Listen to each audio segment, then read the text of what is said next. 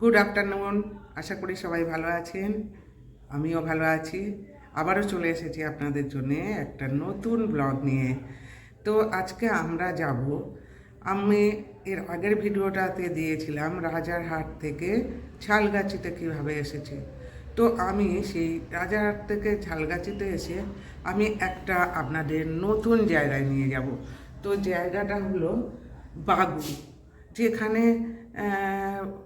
বহু বছর আগে আপনার যারা আমাদের জন্য প্রাণ দিয়ে গিয়েছেন, সেই বিনয় বাদল দীনেশ আত্মগোপন করেছিলেন।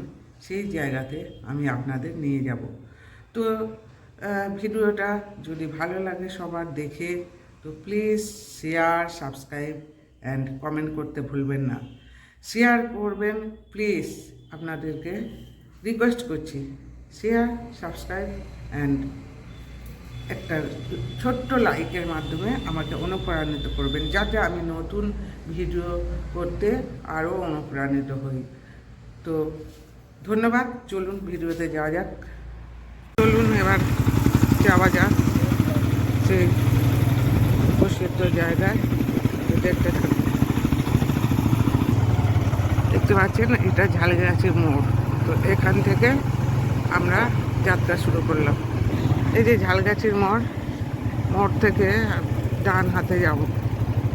তো ডান হাত দিয়ে আমি যাব নবাজের মোড়। এইটা হলো দক্ষিণ নয়াবাদের মোড়। তো এই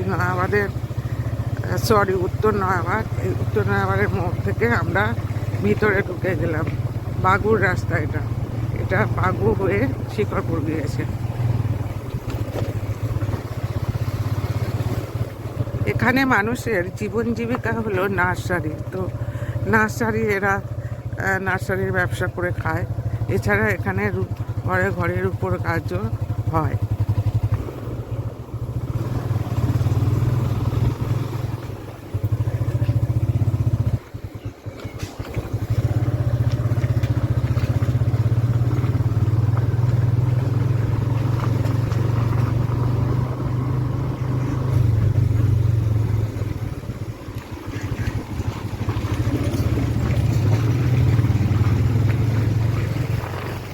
আস্তে আস্তে কাটছিল, দুবার করতে হবে। জুম করেন।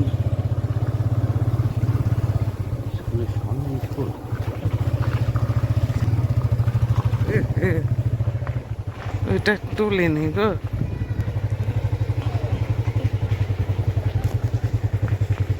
এটা স্কুলেরই খেলার মাঠ, এখানে বাচ্চাদের নিয়ে খেলাধুলা করা হয়। এছাড়াও এখানে বিশাল মেলা বসে। সামনে একটা সুন্দর মন্দির তৈরি হচ্ছে। তো এই মন্দিরে যদিও আপনাদের অন্য কোনো সময় অন্য কোনো দিন দেব। গল্পে চলে এসেছি সে পল্লী নিকেতন, অর্থাৎ বাগু যে জায়গা প্রসিদ্ধ, সেই জায়গাতে চলে এসেছি। তো এখানে বিভিন্ন কীর্তিমান সব ব্যক্তিরা এখানে তাদের স্মৃতি ধরে রেখে গিয়েছে। তো এখানে রসময় সুর, নিকুঞ্জ সেন ওনারা থাকতেন। দীর্ঘদিন ওই সর্বেশ্বর স্কুলে ওরা পাঠদান করে গিয়েছে। তো দেখুন, পল্লী নিকেতন হোস্টেল ফর শেয়ার কোর্সও এখানে পড়ানো হয়। তো দেখতে থাকুন। যিনি এই জায়গাটা দান করেছেন, তো দেখতেই পাচ্ছেন ব্যক্তির নাম লেখা আছেন। তো আমি আস্তে আস্তে ভিতরে ঢুকছি। হ্যাঁ, ভিতরে কালী মন্দিরটা দেখবো বলেছিলেন, আমার দেখা আছে। তা আসুন না, একা যাবো। এখানে কিছু একটা হচ্ছে। এখানে ট্রেনিং হয়, আজ চেনা জানা সব ছেলে মেয়েরা আছে।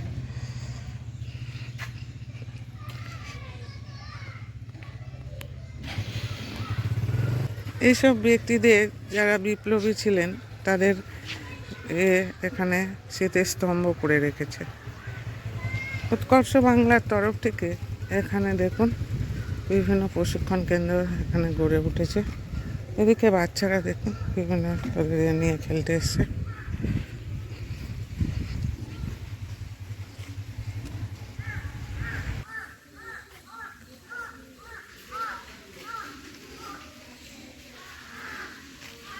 দেখতেই পাচ্ছেন পল্লী নিকেতন সপ্তগ্রাম বাগু, রাজারহাট, উত্তর 24 পরগনা। এটা 1954 সালে স্থাপিত হয়েছিল।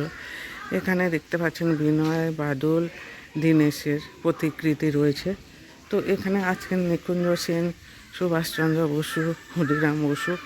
এরা এখানে আমাদের দেশকে স্বাধীন করার জন্য, এখানে একসময় অছপাড়াগা ছিল, তো এই এবং জঙ্গলে ভরা ছিল। তো এই জঙ্গলে ভরা এর মধ্যেই তারা আত্মগোপন করতেন। এবং এখানে একটা সবচেয়ে আশ্চর্যের জিনিস, পুরনো মন্দির আছে।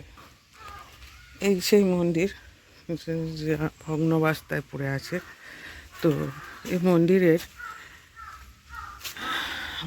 দেবী মায়ের পুজো হয়। তো এই দেবী মায়ের পুজো দিয়ে এরা এখান থেকে মায়ের করে তারা যেতেন। সেই সেই এখনও তারা বজায় করেছে।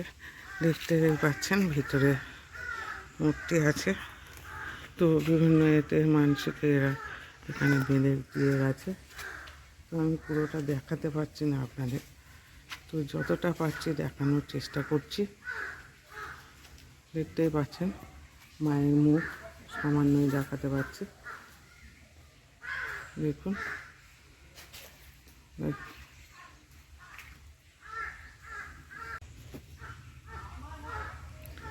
বিভিন্ন মানুষজন তারা তাদের মানসিক কামনায় এখানে বিভিন্ন গিট বেঁধে রেখে গেছে এবং মানসিক পূরণে খুব জাগ্রত দেবী মা। দেখুন আমি যতটা পারছি দেখানোর চেষ্টা করছি আপনাদের। এখানে দেখছেন বিশাল পুরনো পুরনো গাছ বিরাজ করছে। তো এই পিছনে পুকুর আছে, দেখতে থাকুন।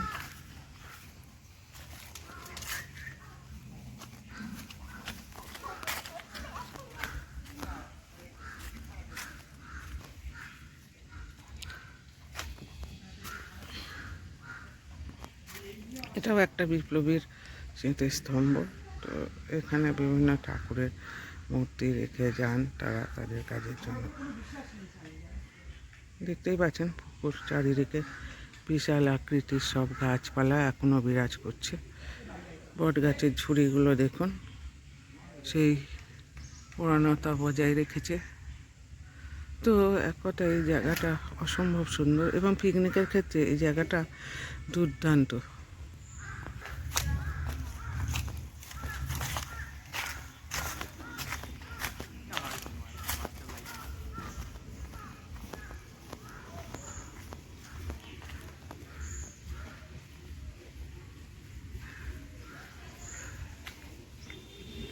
তো আজকের ব্লগটা এটুকুই। তো আবার অন্য কোনো দিন অন্য কোনো কোথাও।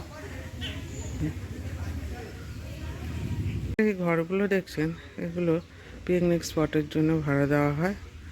তো এখানে দেখুন পায়খানা বাথরুমের সমস্ত রকম সুবিধা আছে। তো এই ঘরটাতে ওরা থাকে, মানে রান্না করার জন্য এই ঘরটাই দেখতেই পাচ্ছেন বারান্দায় সব বসে পিকনিক করে গেছে। তো পিকনিক স্পট হিসেবে একদম খুব সুন্দর একটি জায়গা। তো আজকে ভিডিওটি এইটুকুই। আবার অন্য কোনো দিন অন্য কোথাও আপনাদের সঙ্গে অন্য কোনো ব্লগ ভিডিও আমি শেয়ার করব। আজকের মতো টাটা, ধন্যবাদ।